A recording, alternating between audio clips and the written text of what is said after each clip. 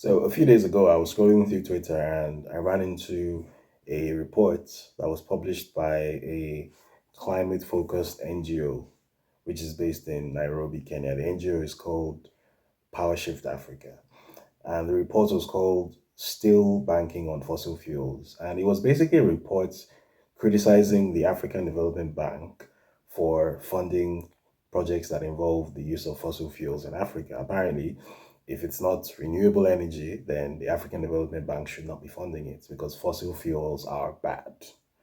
Now, I'm going to read out a segment from the sort of executive summary of the report because this is going to serve as the backdrop for what I want to talk about today. So it says Africa stands at a crossroads in its development.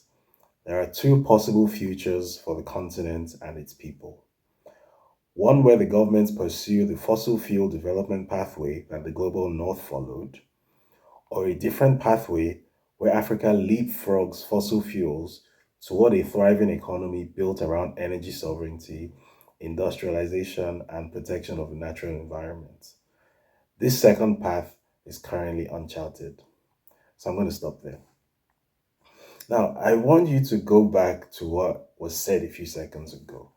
It said one where governments pursue the fossil fuel development pathway that the global north followed. That's the first option. In other words, the countries that are currently rich and wealthy on the surface of the planet, this is what they did.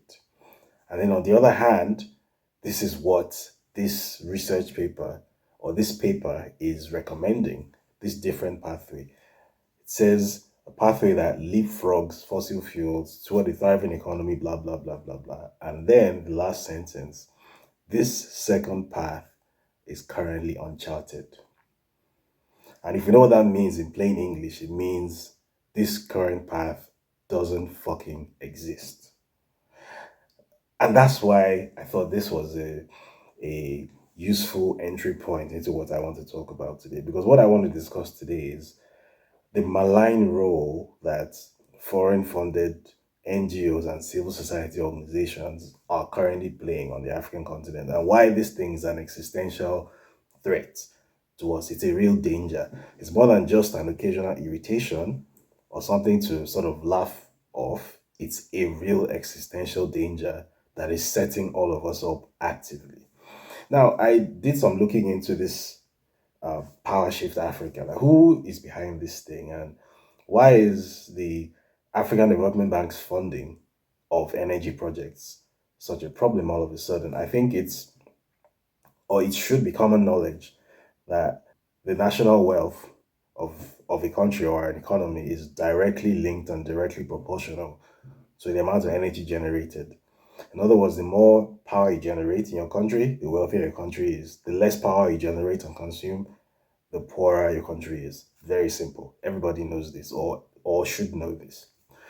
So if the African Development Bank is funding power projects that raise the amount of power generated and consumed on the African continent, that is quite literally the African Development Bank funding the economic growth and development of Africa, which is something that we should all want, right? And yet here is a CSO based in Africa, based in Nairobi, ostensibly staffed by Africans, running a whole campaign going after the African Development Bank for doing this. So I wanted to know who is behind this thing. And I did some checking, and as you can see on your screen in front of you, this is what I found. So apparently this organization is funded by the Bill and Melinda Gates Foundation. That already tells quite a story on its own. 1.something million dollars of funding to apparently tell the continent's premier investment institution that it has no business trying to make Africa less poor or trying to build wealth in Africa's economy or trying to build heat and traction in the African economy. That instead of doing what everybody else did to escape poverty, instead of doing what everyone else did to get the economy to the velocity needed with which to escape poverty, instead of doing that, what you need to do is this second path, which is currently uncharted. In other words, instead of doing what you need to do to stop Africans from being poor and to build wealth in Africa, what you need to do is keep Africans exactly where they are, as God surely intended. The second anecdote that I wanted to use as an entry point into this conversation was, well, this is not it's not a single anecdote, it's like three anecdotes in one, so please bear with me. So I'll start with the first. They all involve the same person. So the first, I wasn't there. It was a meeting that was held sometime in 2021, I believe, early 2021 or late 2020. I think it was early 2021. It was a meeting that was held in Nigeria, in Abuja, and it was a meeting involving some of the prominent female civil society leaders in Nigeria. Now, this was in the aftermath of the NSAS protest movement, and there was a conversation potentially about identifying young female leaders who are identified during the protest and sort of promoting them with the hope of someday maybe giving them the platform to run for political office, that kind of thing. Female participation in politics, yada, yada, yada, right? Nothing wrong with that. Perfectly fine. Now, I wasn't at the meeting, but a couple of people who were at the meeting filled me in on what happened at this meeting. Apparently, this character who I shall not name um, made the decision that this particular group of people, they're not making a cut. We're not selecting them. These people, maybe they're a bit older, they're a bit worldly wise, they have minds of their own. They could become a problem for us. We don't want them. Well, this person, we want this person. Yeah, this one is a bit younger. This one is more impressionable. This is the kind of person we want to potentially become a global leader someday, representing a female constituency in Nigeria. And that person was pushed forward, right? Again, nothing wrong with that. Perfectly fine.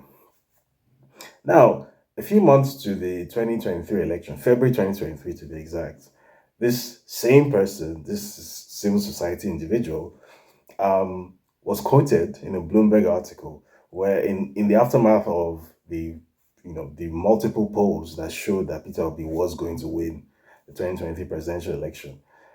And obviously, as you may or may not know, the Western establishment was not at all on board with the idea of a Peter Obi presidency for two major reasons. First of all, the candidate of the incumbent party, that is Bola Ahmed Tinubu, as is well known, is someone that the US law enforcement and intelligence community has direct control over because, for lack of a better term, he's a criminal, right? He used to be a heroin dealer in Chicago. He has a 2,500 page FBI file, which I'm currently in court with the FBI trying to get them to unredact his name, right? So he is basically Nigeria's Manchurian candidate. So there was a possibility of them getting a candidate in who was going to become Nigeria's president, who was going to be under their direct control, versus Peter Obi, who is very much his own man. And then there was the added problem of Peter Obi having, on multiple occasions, expressed admiration for the industrialization route taken by China, right? If you're familiar with Nigerian politics, you know that one of the biggest sins that the former President Goodluck Jonathan committed was aligning Nigeria's development trajectory with China, because there's a huge geopolitical tussle going on between the US on the one hand and China on the other hand. And Nigeria happened to get caught in the middle. So for that and many other reasons, Peter Obi was not at all favored by the US and Western establishments to become Nigeria's president in 2023. Now, in the lead up to this election, when all the polls, all the credible polls showed that this was going to be a blowout for Peter Obi and the establishment candidate was not going to win if this was a free and fair election, something needed to be done to sort of start changing the narrative, to start astroturfing the narrative, because that's one of the key things that happens during any sort of fraught political process where an outcome that isn't honest is being planned. The narrative surrounding this event needs to be sort of curated in a way that makes it seem as if this planned dishonest outcome was actually plausible in some way. It's called astroturfing. So this lady granted an interview where she was quoted saying something to the effect of, if Peter Obi loses this election, that his base of young urban supporters will need therapy. That might sound like just a throwaway comment. That was not a throwaway comment. Because what that comment was doing was setting up a scenario where From hearing about how this guy is winning all the polls, is going to win the election, for the first time, you're now hearing about how there's a possibility that he might lose, first of all. And then more importantly, you're getting a mental picture of what his supposed support base is supposed to look like, right? So she is saying that his support base is overwhelmingly young and urban. So what she has said without saying it is that he has the support of a noisy minority. That's pretty much what she said, right? That is a very understated way of trying to lay the groundwork for something. And when eventually the supposed result that was announced had it that supposedly Bola Tinubu won the election, we know exactly how that went. Now, the funny thing is, earlier this year, I found myself in a Zoom meeting with this same civil society person and a few others. And the purpose of the meeting was to discuss what happens now. It seems as if Nigeria doesn't have any sort of viable opposition at the moment. And it seems as if this government is getting away with absolutely anything. There needs to be some sort of organized pushback onto it. And I remember looking at the attendees at this meeting, and I was just seeing like civil society, civil society, civil society, because I know all these names. This person works with this one, this person founded this one, this person is funded by that one, and it's just civil society, civil society. Every single person on the call, with the exception of maybe two or three of us, of maybe 10 people on the call, were all foreign funded within the civil society space. I'm going to get to why that is a problem in a second, but now the third scenario. This goes back all the way to 2015. Now, this same person, she didn't know who I was then, but I knew who she was. Back in 2015, I attended a concert. It was in Oregon, in Ikeja, Lagos. I remember it was a Two-Face concert. And this was just after midnight. So Two-Face was on stage. And apparently this, I don't want to say the name of the CSO that this person, runs, because it will be like, identifying her. I don't want to make this a conversation about a personality, because there's a point I'm driving at. But in the middle of the performance, this CSO, which was apparently sponsoring the show, made Two-Face stop his song, stop the performance, and then went on stage and then did a whole thing, a whole show surrounding this Bring Back Our Girls thing, which was happening at the time. Bear in mind, this was a music concert. Right? This had nothing to do with Bring Back Our Girls or whatever. It was a music concert, and apparently the purpose of this CSO sponsoring the concert was to drive youth interest and participation in the upcoming elections, right? So if that is the purpose of the show, to drive youth participation in an upcoming election, which was 2 or 3 months in the future, what was Bring Back Our Girls doing in that scenario? And why was that CSO behind it? What was the connection between Bring Back Our Girls and getting youth to take part in an election? The link was clear and obvious. Someone was trying to make the link that this current government is responsible for this thing, so go and vote. In other words, vote against this current government. That's what it was, right? It was an expressly political campaign that was couched in the euphemism of youth participation and engagement. We know how that goes. Why is this important? Now, let me go back to the first scenario that I discussed, the guy in Nairobi. Now, the person behind this Power Shift Africa apparently is a guy called Mohammed Ado. I don't know how his name is pronounced. And by all accounts, he's done very well for himself. You can see the amount of funding that he's been able to get from the Bill and Melinda Gates Foundation. And you should, on your screen now, you should be seeing what the office building where Power Shift Africa is based looks like. This is in Kilimani, one of the best upmarket districts of Nairobi. Very expensive place. I've spent some time in Kilimani. I used to rent an apartment there. It's a lovely place if you can afford it. But I mean, with donor money, there are not many things you can't afford, I'm guessing. Now, here's the problem. In a world where currently Africa is at the bottom of the global totem pole, and as I mentioned earlier, your economic output is directly linked to the amount of energy you generate. Why is a CSO purportedly working for the betterment of Africa, which is funded by American money, campaigning for Africa to not produce energy? Why is CSO effectively campaigning for Africa to remain exactly where it is? Why is it doing that? In a world where it's widely accepted that the quality of leadership, political leadership you have, will be directly proportional to the quality of policy and economic decisions that are taken, which have a direct impact on the lives of your citizens.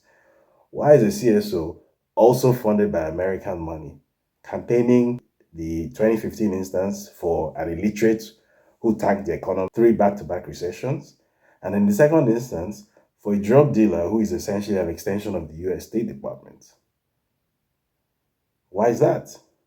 Why are these two prominent CSOs, one in Nairobi, one in Lagos or Abuja, why are these two CSOs, both purportedly run by indigenous Africans but funded from the US, why are they campaigning for things which are in direct conflict with Africa's own stated interests? Why? And the simple reason is because they are not working with the interest of Africa in mind. They are working with the interest of who is funding them in mind.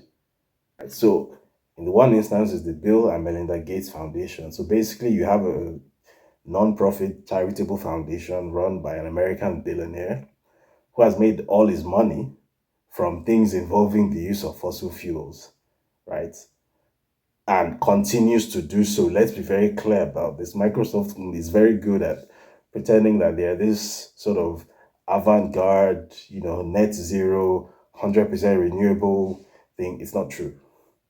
It's absolutely not true, right? So their data centers might be run on renewable energy and all whatnot, but their supply chain in Asia is still very much run on fossil fuel. And without that supply chain, Microsoft would not exist, right? So here you have this organization run by this billionaire who pretends to be something he's not, campaigning for Africa to remain exactly where it is, for Africa to not produce energy, to fill its own energy gap, and to escape the poverty trap. In this report's own words, the second path is currently uncharted. That's a clear admission that there is no known way currently of building an African economy on renewable energy as it currently stands. So basically, if Africa wants to escape poverty, if Africa wants to generate enough energy to escape poverty, the only way that is known with the current state of technology is use of fossil fuels. And guess what? Africa has cheap fossil fuels in abundance, cheaply exploitable fossil fuels in an abundance. That is Africa's competitive advantage. And here you have an NGO, a CSO, funded by an American billionaire, campaigning for the African Development Bank to ensure that Africa does not exploit its own cheap energy reserves so that Africa remains poor. Why is that? And then in tandem with that, you have another CSO also funded by American money, in some cases from American government institutions, in a very direct link, campaigning for the worst of the worst to gain political power in Nigeria. Why is that happening? Why is US money campaigning for the worst of things to happen to Africa? Why is American money funding NGOs that, on the one hand, are campaigning for African poverty to remain where it is or possibly get worse, and on the other hand, campaigning for African political leadership to remain where it is and possibly get worse, as it has gotten worse in Nigeria? Why is that happening? If you zoom out and think of it from a wider point of view of a world where Africa is the mine, right? It's where you go in to get the raw materials, and there's absolutely nothing else that happens there. It's just a raw material dump. It's a mine where you get cheap resources, and the people that live in penury and misery forever and ever, as God surely intended.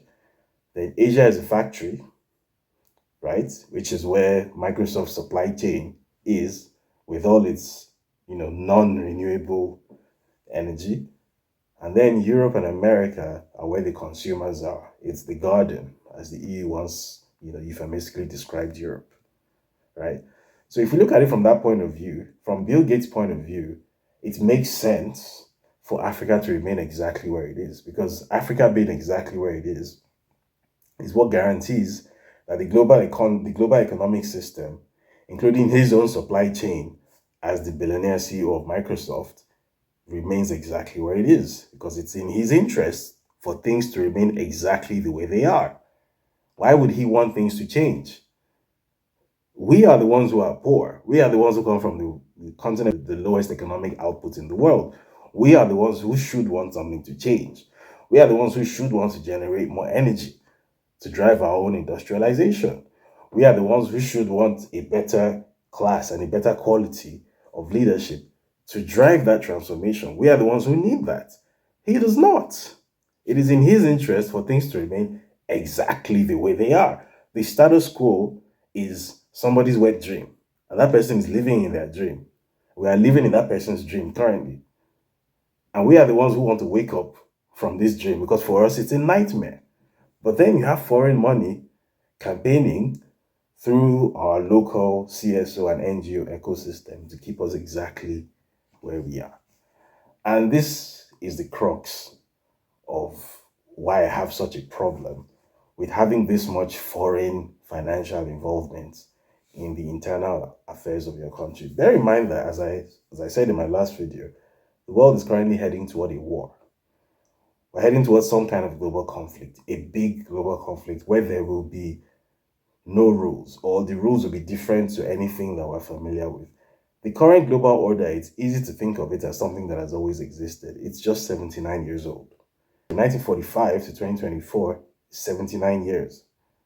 It's not that long. Some of our parents have been alive longer than that. Once that war, once the shooting part of that war, because some insist that the war already started, in fact. But once that war goes hot, in a way that it hasn't done up until now, the rule book will be completely different. And that's why I keep saying I'm worried for Africa, because as it currently stands, we are basically wide open. Every man and his dog just waltzes in and does whatever the hell they want. You have foreign NGOs coming in and basically teaching Africans that cosplaying Greta Thunberg is a career. They can make a career out of pretending to be something called a climate activist, whatever the hell that is. And that instead of worrying about the real actual economic future of Africa, which is something that is directly linked to energy production, you simply cannot industrialize without energy production. You can't escape poverty without industrialization. That's just how it works. This bullshit called leapfrogging is not real. It's a fantasy. But you have a bunch of foreign NGOs coming in and teaching young Africans that apparently this is the way of the world now.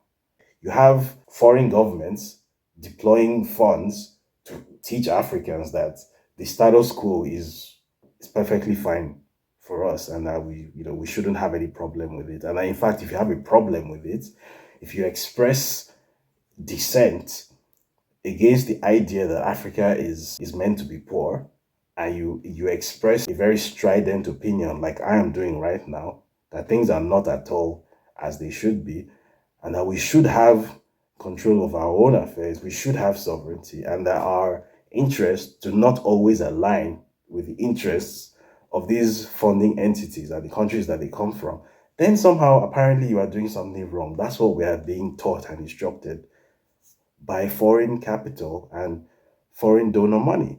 That is a problem. So again, I don't necessarily have any solutions here, right? I'm not doing this to put anyone on the spot or to make any prescription that this is what should or should not happen.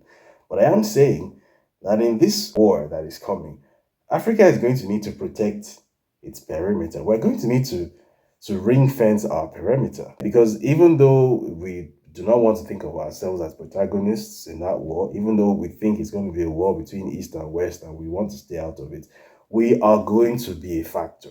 We are going to be a protagonist in that war. And except we want to be the kind of protagonist who is a protagonist for just being a victim, for just being collateral damage, we are going to need to protect our perimeter. And one of the ways to protect that perimeter, in my opinion, the most important way of protecting that perimeter is by curtailing that unchecked access to our public spaces that foreign funding entities linked to foreign intelligence operations have. This should not continue. This is a real problem for us. I hope people are seeing the same picture that I'm seeing. There's a war coming, and we are currently set up to be roadkill.